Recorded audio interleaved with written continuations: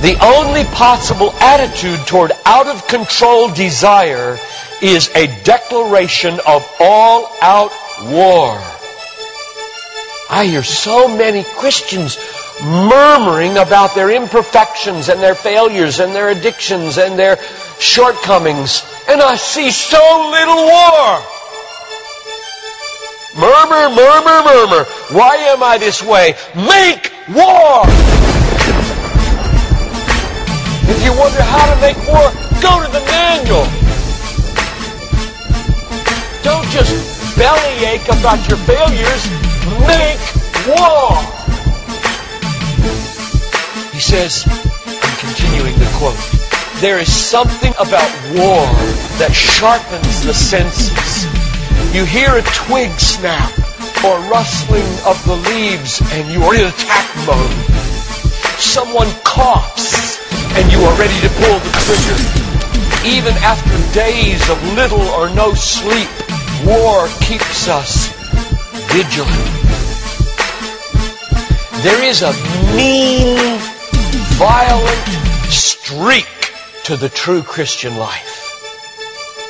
Now let's very carefully ask, violence against whom or what? Not other people. Not other people. Not other people. Not Muslims. Not Hindus. Not Buddhists. Not atheists. Not secularists. Not nominal Christians. Not wives or husband or children or ornery bosses. But on every impulse in our soul to be violent to other people. Violence, a mean streak in Christianity, against our own selves and all in us that would make peace with sin and a settling in peacetime mindset.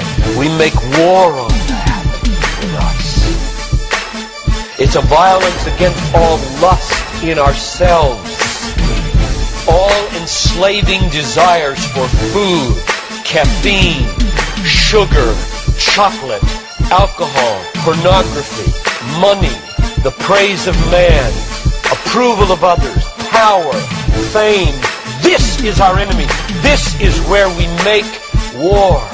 It is a violence against all racism in our souls, all sluggish indifference to injustice in our souls, a violence against all indifference to poverty and indifference to abortion in our souls.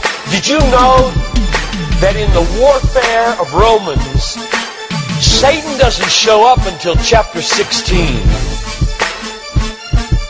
We tend to think of spiritual warfare as this little thing where you find some way to pray or some way to lay hands on or some way to do a Satan thing. Well, that's important. Believe me, that's important. We war not against flesh and blood, but against principalities and powers and world rulers of this present darkness and spiritual hosts of wickedness in the heavenly places. That's important. But you know what? It's not nearly as important as this. Because the only foothold Satan has in your life is your flesh and your sin. Nobody goes to hell because of Satan. The only reason we go to hell is sin. Much more important than fighting Satan is fighting sin. This warfare in verse 13 is vastly more important than figuring Satan out. Get that. My biggest enemy is not Satan. My biggest enemy is John Piper. And he's the only reason I'll go to hell, not Satan.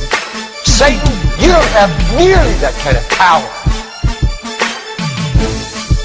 And therefore, I really care about us learning how to do this battle.